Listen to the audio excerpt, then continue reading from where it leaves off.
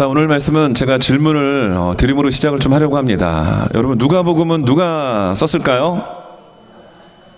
누가복음 누가 썼죠? 네, 교회에서 어떤 행사 같은 거 할 때 단골 메뉴로 나오는 넌센스 문제이기도 합니다. 누가 쓰긴요? 누가가 썼죠. 자, 그러면 신약 성경이 27권입니다. 27권 성경 중에서 가장 성경을 많이 쓴 사람은 누구일까요? 그렇습니다. 사도 바울입니다. 그러면 사도 바울이 13권의 성경을 썼는데, 물론 히브리서까지 14권일 수 있지만 신약 성경 중에서 그럼 가장 많은 분량의 책은 어떤 성경일까요? 아니요, 신약입니다. 구약 말고 신약입니다. 네. 신약 성경 중에서 그래도 누가 쓴 책이 가장 많을까요? 바울이겠죠. 왜냐하면 신약 27권 중에 13권을 썼으니까 우리가 그냥 기본적으로 생각할 때 가장 많은 신약 성경의 그 부피와 양을 차지하는 사람은 바울이겠군, 이렇게 우리가 생각할 수 있습니다. 그러나 그렇지 않다라는 거예요. 누가가 쓴 누가복음과 누가가 쓴 또 하나의 성경이 있죠. 우리가 지금 수요예배 때 계속해서 강해로 말씀 듣고 있는 사도행전이 가장 많은 절을 가지고 있습니다. 여러분, 누가복음은 24장이죠. 그리고 사도행전은 28장입니다. 이 두 장이 장수로 따지면은 52장입니다. 사도 바울의 13권의 서신서와 모든 책을 장수로 합쳐보니까 87장입니다. 그리고 사도 바울의 신약 성경의 서신서를 절로 한번 표시를 해보니까요, 1697절입니다. 그러면 여러분, 누가복음과 사도행전의 절은 얼마가 될까요? 2158절이라는 겁니다.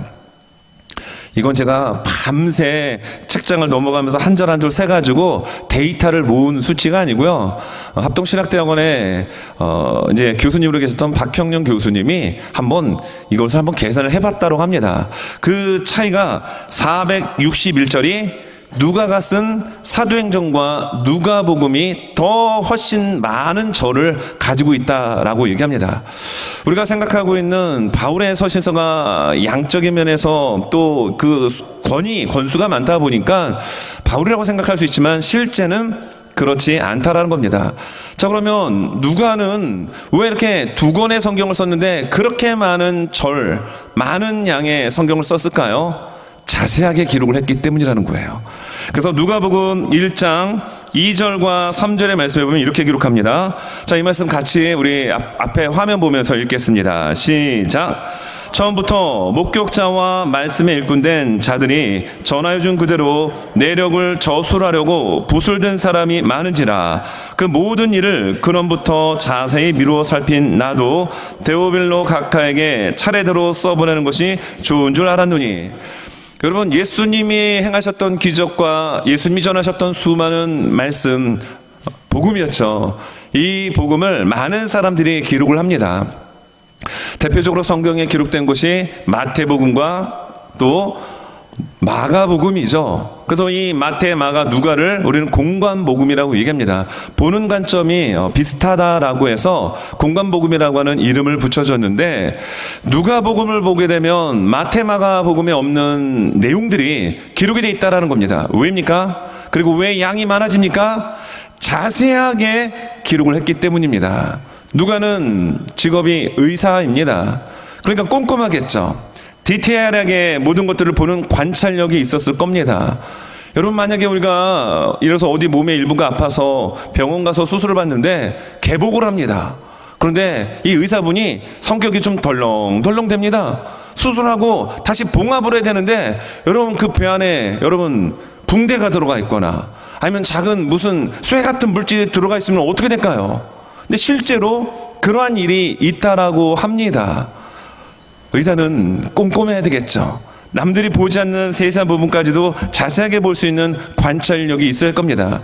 바로 누가가 그렇기 때문에 누가복음을 보게 되면 다른 마태와 마가복음에 기록되지 않은 성경들이 참 많이 기록되어 있습니다.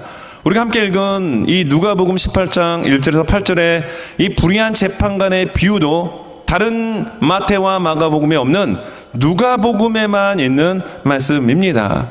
여러분, 누가는 의사로서 정말 자세하게 성경을 기록을 하고 있는데, 오늘 성경을 보게 되면 우리가 소위 알고 있는 불의한 재판관의 비유, 끈질기게 기도하면 하나님 응답해 주니 우리도 끈질기게 기도합시다. 할렐루야.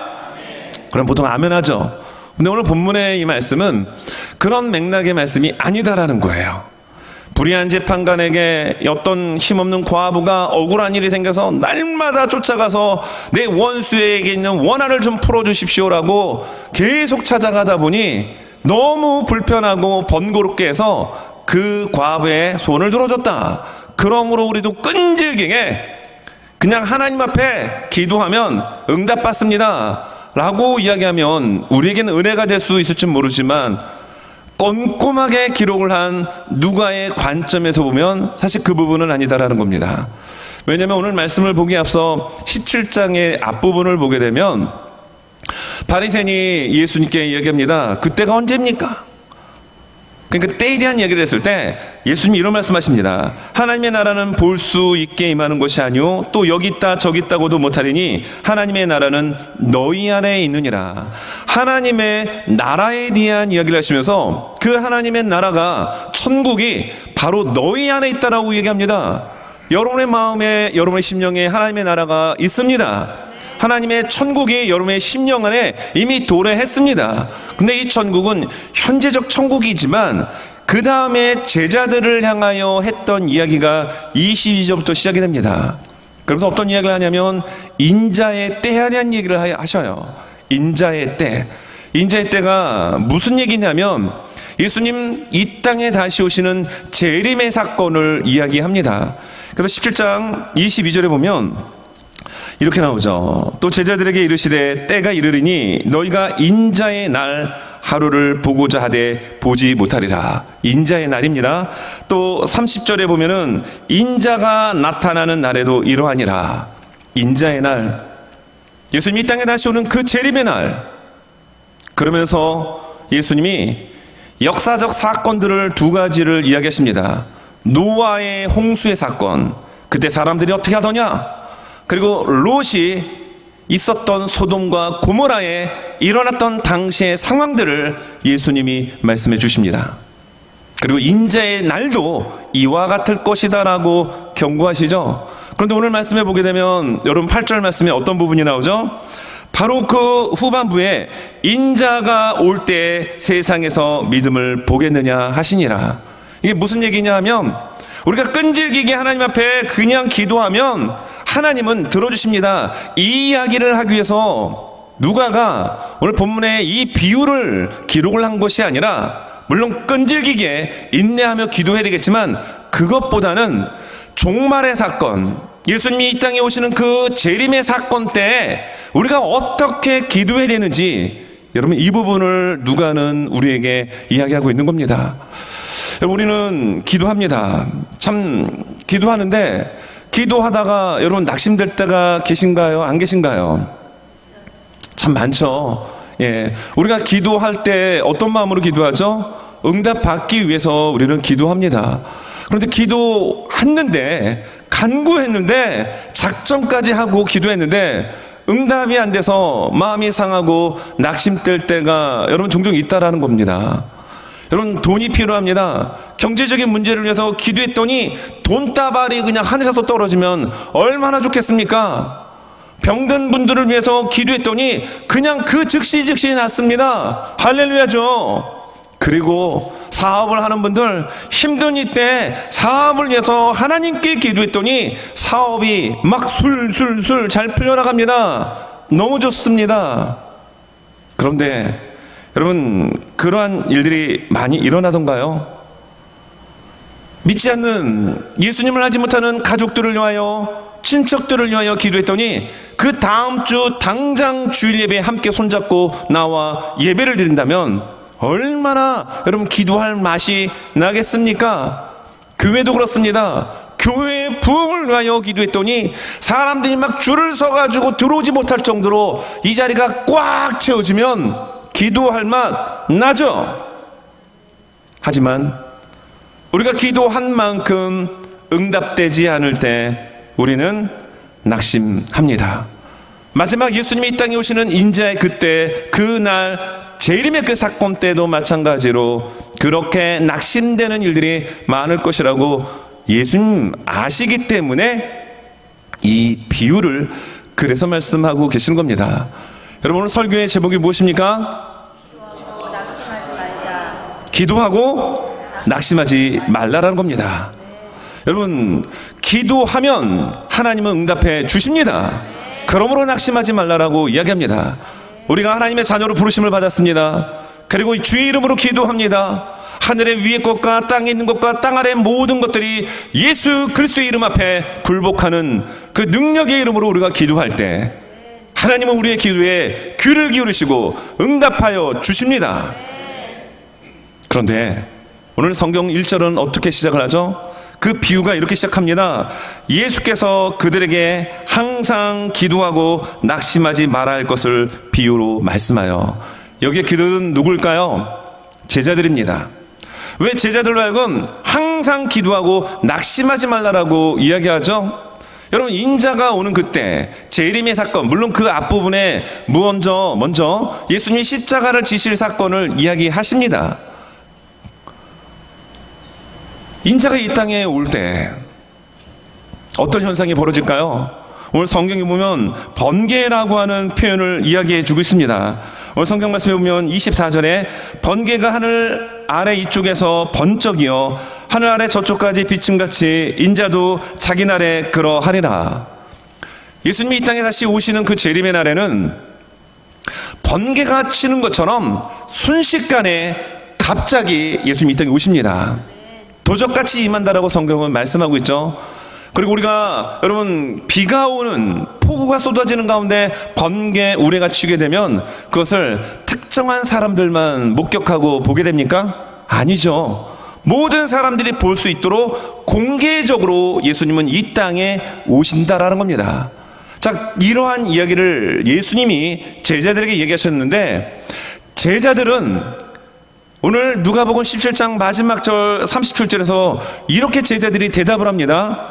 37절 보니까 이렇습니다. 그들이 대답하여 이르되 주여 어디 오니까? 이르시되 죽어 있는 곳에는 독수리가 모이느니라 하시니라. 약간 좀 이해되지 않는 대화입니다. 예수님은 지금 인자의 때, 인자가 오는 그날 시간과 때에 대한 이야기를 하고 있는데 제자들이 갑자기 장소에 대한 이야기를 합니다. 그러니까 예수님이 하시는 이야기를 제대로 이해를 한 건가요? 이해 못한 겁니다. 예수님은 때에 대한 부분을 얘기했는데 왜 생뚱맞게 어딥니까? 장소를 물어볼까요? 그래서 예수님은 그 종말의 때에 일어날 그 징조에 대한 사건을 이미 마태복음 24장에서 설명해 주셨어요. 그때 인용한 말씀을 똑같이 그 이해하지 못한 제자들에게 말씀해 주고 있는 거예요. 격언입니다. 당시 유명한 속담입니다. 무슨 속담입니까? 죽음이 있는 곳에는 독수리가 모이느니라.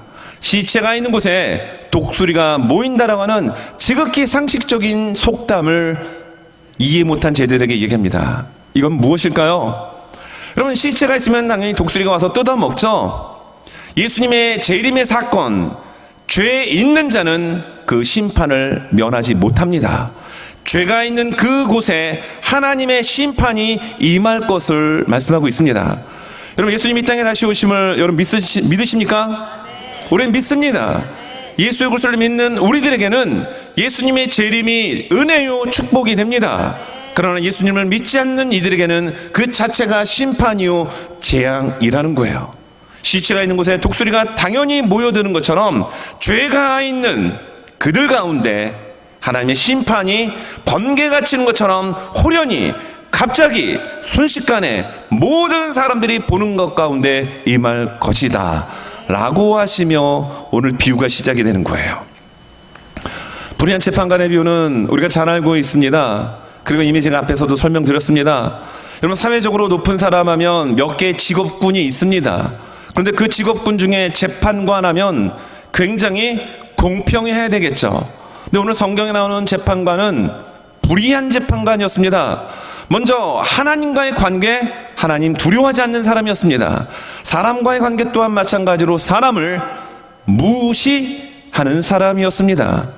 이런 사람이 과부가 계속 쫓아와서 내 억울함을 좀 풀어달라고, 내 원한을 풀어달라고 하는 이야기를 듣고 처음에는 거절했죠. 거들떠 보지도 않았을 것입니다. 그런데 너무 귀찮게 하니까 들어줬던 겁니다. 이걸 가지고 예수님은 인자라고 하는 이야기를 하시며 주님이 이 땅에 오시는 그날 뭐라고 말씀하시죠? 8절 후반부에 세상에서 믿음을 보겠느냐 하시니라. 이 믿음은 그 비유의 여주인공으로 등장한 과부입니다. 이 과부가 어떻게 불의한 재판관을 힘들게 했죠? 매일 찾아간 겁니다. 자주 찾아간 겁니다. 언제까지요? 들어줄 때까지.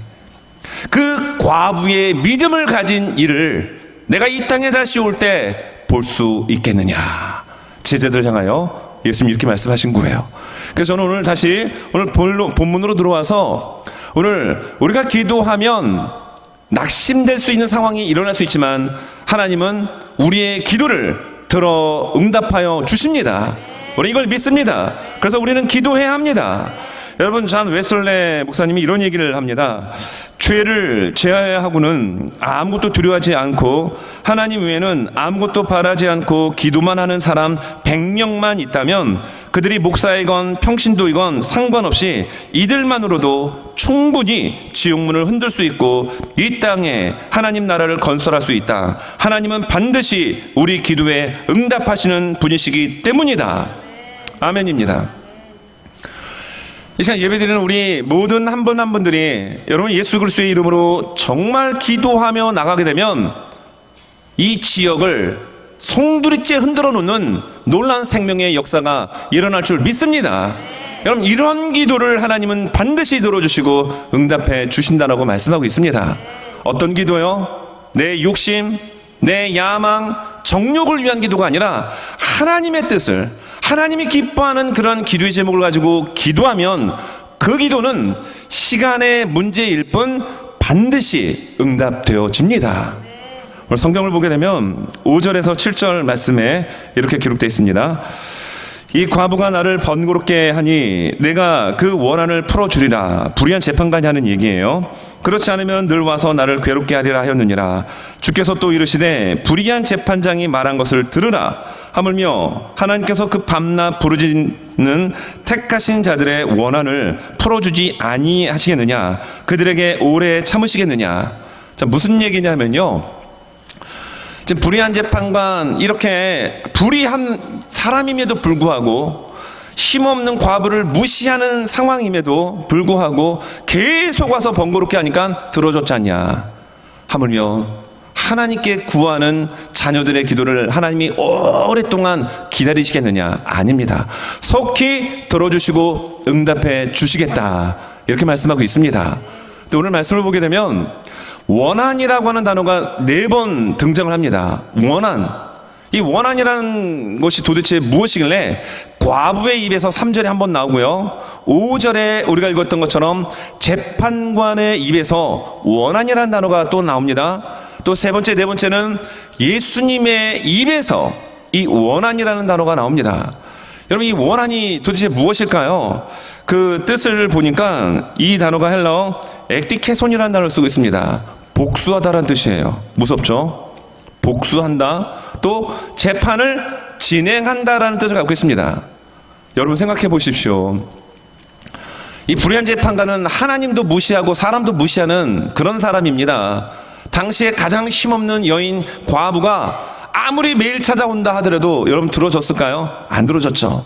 그런데 이 여인은 원한을 갚아달라고 이야기합니다. 이 원한이 무엇일까요? 정당한 것이라는 겁니다.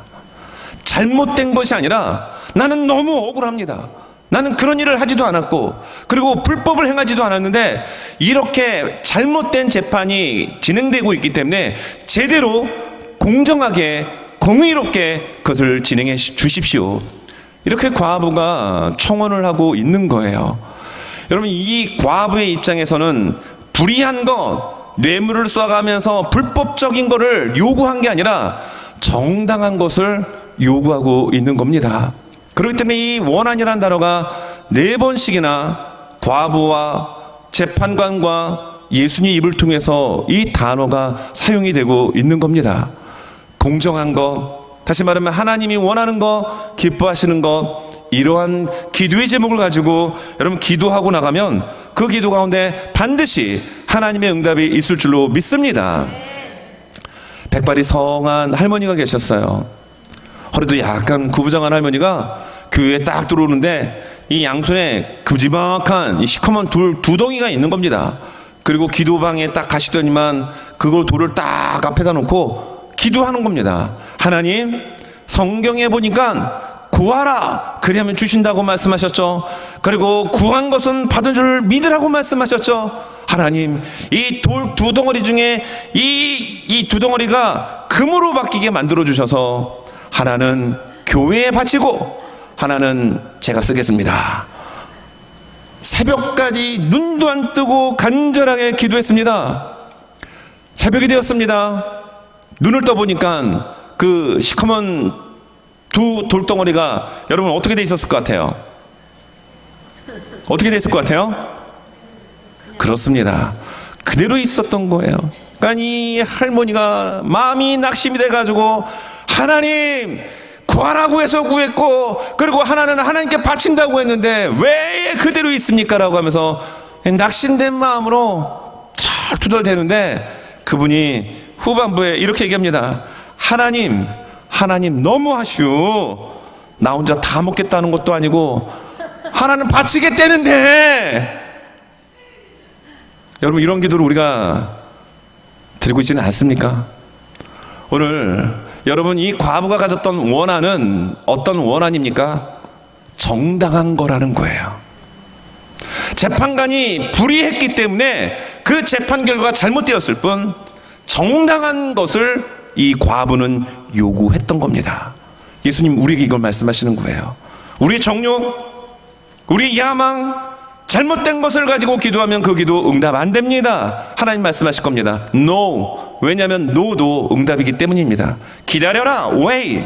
그것도 하나님의 응답입니다. 그러나 그 기도는 이루어지기가 어렵습니다.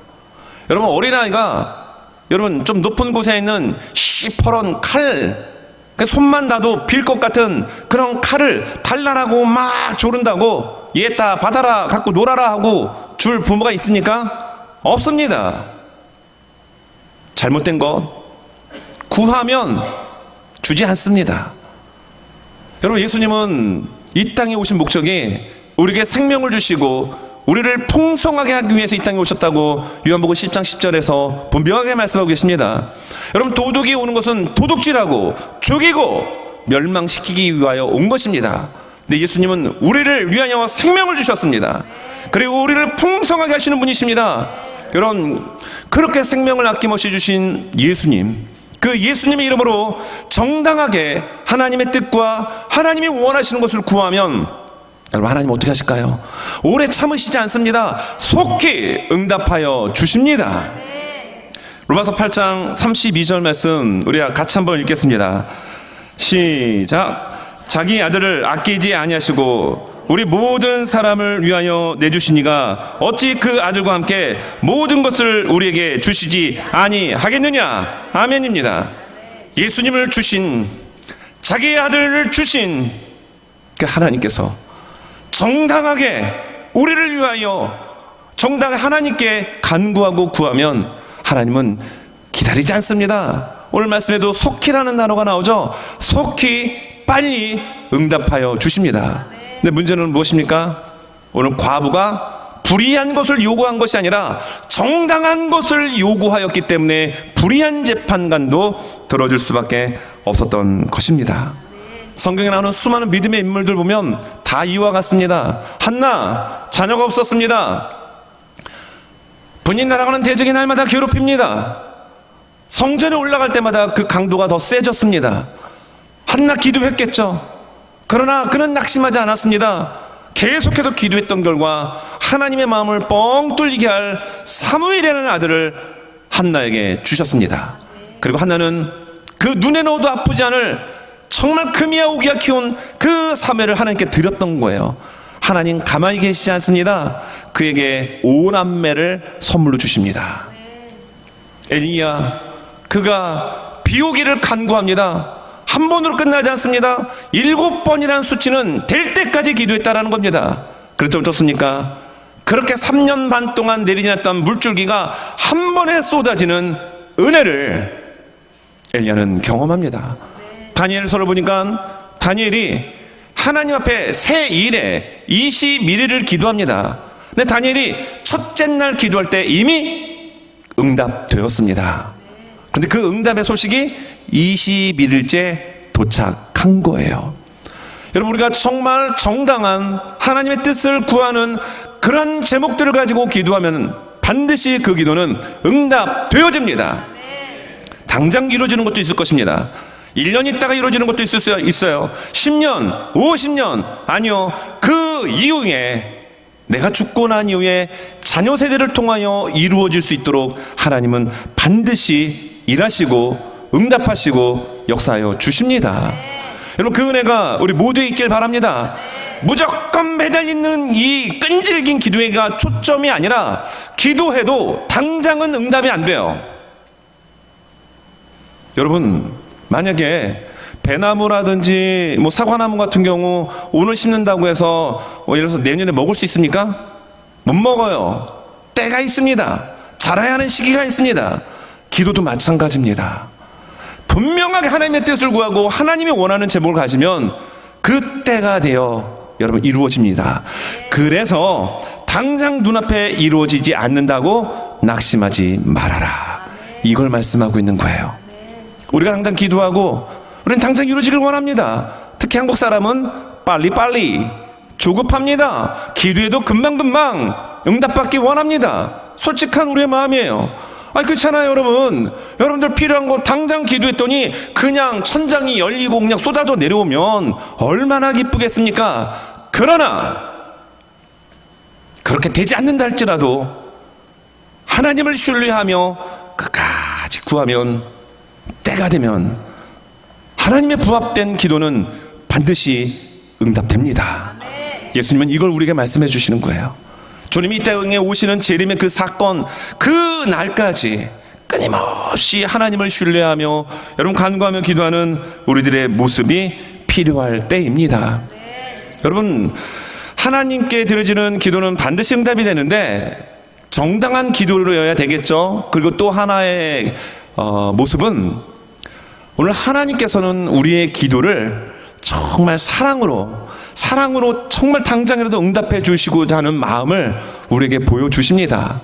이것을 불의한 재판관과 오늘 잘 비교해서 설명해 주고 있는데요. 먼저 오늘 말씀 보게 되면 5절을 한번 보면 이렇게 나옵니다. 다시 한번 제가 읽어드립니다. 이 과부가 불의한 재판관이 하는 이야기입니다. 나를 번거롭게 하니 내가 그 원한을 풀어주리라. 그렇지 않으면 늘 와서 나를 괴롭게 하리라 하였느니라. 불의한 재판관이 원한이라는 얘기하면서 번거롭다라는 얘기도 하고요, 괴롭게 하리라는 얘기를 합니다. 여기에 괴롭게 하리라고 하는 이 뜻이 눈 밑을 치다라는 뜻이에요. 여러분, 눈탱이라는 얘기 들으시죠? 그러니까 이 과부가 와서 날마다 이 불의한 재판관에 눈탱이를 치는 겁니다. 얼마나 고통스러울까요? 굉장히 날마다 와서 그렇게 하니 못 살겠는 겁니다. 그래서 과부의 그 원한을 풀어 주었다라는 겁니다. 여러분, 그 동기가 어디에 있습니까? 하나님을 두려워해서입니까?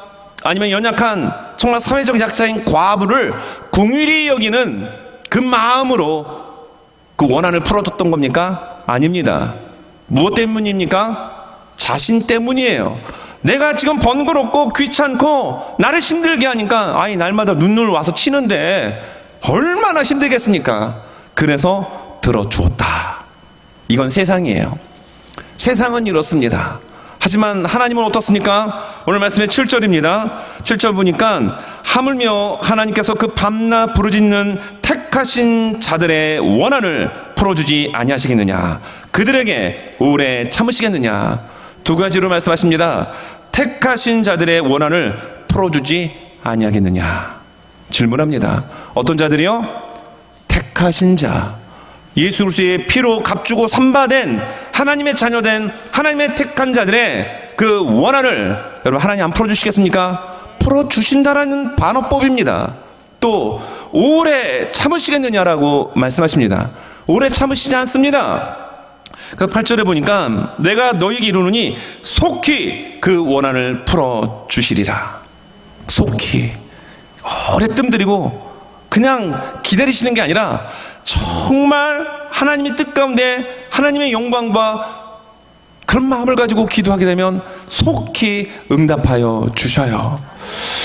자녀들을 키우시는 부모님들의 입장에서는 그 마음을 많이 이해가 되실 것 같아요. 여러분, 자녀가 무언가 요구를 할 때 내가 그것을 해줄 수 있는 능력이 있습니다. 그러면 그 자녀가 요구하는 것이 정말 정당하다고 한다면, 그리고 그 아이에게 반드시 필요하다고 한다면 여러분 해주시겠어요? 안 해주시겠어요? 해주죠. 능력이 있으면. 능력이 있으면 당연히 해줘야죠. 능력이 없는데 그걸 해달라고 할 때 참 마음이 아프죠. 우리 하나님 아버지는 능력이 없으신 분이 아니십니다. 우리 하나님은 모든 것을 하실 수 있는 전능하신 하나님 아버지십니다. 그 아버지께 구하면 풀어주십니다. 그리고 오래 기다리지 않는다라는 거예요. 마귀는 우리를 죽이는 게 목적입니다. 우리를 멸망시키는 게 목적입니다. 도적질하는 것이 목적입니다. 그러나 예수님은 우리를 살리는 게 목적이에요. 그리고 우리를 풍성하게 하기를 원하십니다. 자녀가 원하는데 안 주시겠습니까? 주십니다. 제대로 된 정당한 기도의 제목을 아뢰면 반드시 이룰 수 있도록 응답하여 주십니다. 설령 기도했을 때 당장 이루어지지 않았다 하더라도 낙심하지 말 것은 반드시 때가 되면 이루어지게 하나님이 일하시기 때문입니다. 여러분, 요한복음 15장 7절 말씀 우리 화면 보면서 같이 한번 읽겠습니다. 자, 요한복음 15장 7절 우리 심차게 읽습니다. 시작. 너희가 내 안에 거하고 내 말이 너희 안에 거하면 무엇이든지 원한 대로 구하라. 그리하면 이루리라. 아멘. 많은 분들의 시선이 후반부 어떻게 된다고요? 구하라. 그리하면 이루리라. 여기에 시선이 머물 것 같습니다. 그러나 정작 중요한 것은 무엇일까요? 앞부분입니다. 너희가 내 안에 거하고 내 말이 너희 안에 거하면. 여러분, 주의 말씀이 내 안에 있습니다. 내가 그리스도 예수 안에 거하고 있습니다. 그러면 여러분 여기서 무엇이 나올까요? 세상의 정욕적인 것, 죄악, 세상 사람들이 추구하는 그러한 가치관을 가지고 기도할 수 있을까요? 그렇지 않다라는 거예요. 여러분, 우리가 그리스도 예수 안에 거하고 주의 말씀이 내 안에 거하면 정당한 하나님이 원하시는 기도의 제목들이 나오는 거예요. 그 기도의 제목들은 반드시 이루어집니다. 그런데 우리는 이 세상을 살아가면서 세상 사람들이 갖고 있는 똑같은 생각을 가지고 여러분 혹시 기도하고 있지는 않습니까? 그리고 이루어지지 않는다라고 하나님을 향하여 원망하고 계시지는 않으시죠? 여러분, 우리가 읽었던 본문 앞부분에 누가복음 17장 22절에서 여기 후반부 마지막 절 37절까지의 내용을 보면 노아의 방주의 그때, 그리고 롯의 그때 어떤 일들이 벌어졌다고 이야기하고 있죠? 성경을 보니까 이렇게 나옵니다. 27절. 노아가 방주에 들어가던 날까지 사람들이 먹고 마시고 장가들고 시집가더니 홍수가 나서 그들을 다 멸망시켰으며, 또 롯의 때와 같으리니 계속 때에 대한 얘기를 했습니다. 사람들이 먹고 마시고 사고 팔고 심고 집을 짓더니 유황불을 내려서 멸망됐다 말씀합니다. 인자의 때, 주님이 이 땅에 오시는 그때도 똑같이 그럴 것이다라고 말합니다. 우린 사람입니다. 의식주가 필요합니다. 이거 하나님이 더 잘 알고 계셔요. 그래서 우리에게 채워주십니다. 그런데 문제는 무엇입니까? 육적인 것만 구하는 시대에 그러한 가치에 우리는 휩쓸려서 안 된다라는 겁니다. 우리는 육을 입고 살아가지만 육신의 삶을 살아가는 사람이 아니라 하나님의 영을 받은 성령의 사람이기에 하나님의 영을 구하며 살아가는 그런 믿음의 삶, 기도의 삶이 되어야 된다. 예수님 이걸 말씀하고 있어요. 육은 육입니다. 영은 영입니다. 여러분, 육의 생각은 사망입니다. 그런데 그때 당시에 먹고 시집가고 장가가고 뭐하고 그거 우리 일상생활이에요. 우리가 예수님 믿는다고 우리 안 먹습니까? 안 마십니까? 잠 안 잡니까? 옷 안 입습니까? 쫙 안 없습니까? 다 합니다. 근데 문제는 무엇이냐면 하나님의 사람으로서 세상 사람과 똑같이 그것이 전부인 것처럼 살아가는 그때가 마지막 때임을 경고하고 있습니다. 여러분, 하나님은 우리에게 정말 우리에게 필요한 모든 것 다 풍성히 부어주시는 분이십니다. 그러면 우리는 그거 넘어 정말 하나님이 원하시는 기도의 제목을 구할 수 있는 그런 저와 우리 모두가 될 수 있기를 예수님의 이름으로 축원합니다. 말씀을 정리합니다. 여러분, 기도하고 낙심하지 마십시오. 왜냐하면 우리가 드려지는 기도가 정당한 하나님의 마음을 기쁘게 하는 기도의 제목이라면, 그리고 우리에게 필요한 니드가 있습니다. 우리에게 필요한 절실히 해결될 문제들이 있다면 하나님의 뜻을 구하며 기도하며 나가십시오. 무조건 주십시오가 아니라 이걸 통하여 하나님의 영광과 하나님이 기뻐하는 일들과 이러한 부분들을 가지고 아래게 나가면 우리의 막혔던 기도의 문, 하나님께서 우리에게 주시고자 하는 기도의 응답의 그 선물의 보따리의 자물쇠를 하나님이 여시고 우리에게 풍성히 응답이라는 선물로 안겨주실 것입니다. 우리가 왜 기도하고 낙심하지 말아야 될까요? 하나님은 반드시 그 기도에 대한 응답을 이루어 주시기 때문입니다. 당장 기도하고 안 이루어졌다고 낙심하지 말라는 겁니다. 내 당대에 안 이루어졌다고 낙심하지 마시라는 거예요. 그 이후에 자녀의 세대를 통해서도 반드시 하나님은 일하시고 역사해 주십니다. 그래서 오늘 7절에 보면 하물며라는 표현이 나오죠. 하물며 하나님께서 그 밤낮 부르짖는 택하신 자들의 원한을 풀어주지 아니하시겠느냐, 오래 참으시겠느냐 말씀합니다. 하물며, 이 단어가 또 한 번 나온 데가 있죠. 이게 마태복음 7장 11절입니다. 그럼 마태복음 7장 7절부터는 구하라 그러면 주실 것이요, 찾으라 그러면 찾을 것이요, 두드리라 그러면 열릴 것이니라. 구하는 자에게 주실 것입니다. 찾는 자에게 찾게 만들어 주실 것입니다. 두드리는 자에게, 포기하지 않는 자에게 분명히 그 문은 열릴 것입니다. 여러분, 아들이 떡을 달라라는데 돌멩이 줄 부모가 있습니까? 생선 달라라는데 뱀을 줄 부모가 있습니까? 없잖냐. 그러면서 성경은 이렇게 말씀합니다. 마태복음 7장 11절, 하물며 너희가 악한 자라도 좋은 것으로 자식에게 줄 줄 알거든 하물며 하늘에 계신 너희 아버지께서 구하는 자에게 좋은 것으로 주시지 않겠느냐. 하나님은 우리에게 뭐라고 해야 할까요? 그냥 못 주셔서 암달이 나신 분이십니다. 근데 우리가 구하는 곳이 잘못된 것을 구하면 하나님의 마음이 얼마나 아프실까요? 여러분, 정말 오늘 이 불의한 재판관 앞에 섰던 과부는 정말 정당한 요구를 했기 때문에 불의한 재판관도 양심이 찔렸던 겁니다. 근데 하물며 생명을 주신, 모든 것을 우리에게 부어주신 하나님 앞에 우리가 기도하면 하나님 안 응답해 주실까요? 응답해 주십니다. 우리 그 하나님 앞에 여러분 정말 기도하고 나가는 저와 우리 모두의 삶이 될 수 있기를 간절히 원합니다. 자, 하나님께 우리가 기도하게 되면 우리가 구하는 것보다 하나님은 더 많은 것을 우리에게 주십니다. 찬양에 이렇게 가사에 나오죠. 나의 기도하는 것보다 더욱 응답하실 하나님, 나의 생각하는 것보다 더욱 이루시는 하나님, 내가 생각하는 것보다 하나님은 더 우리에게 주시기를 원하시고 또 일하시고 이루어 나가시는 분이신데요. 이 시간 우리 말씀을 생각하면서 이 찬양 하나님 아버지께 우리 올려드리겠습니다.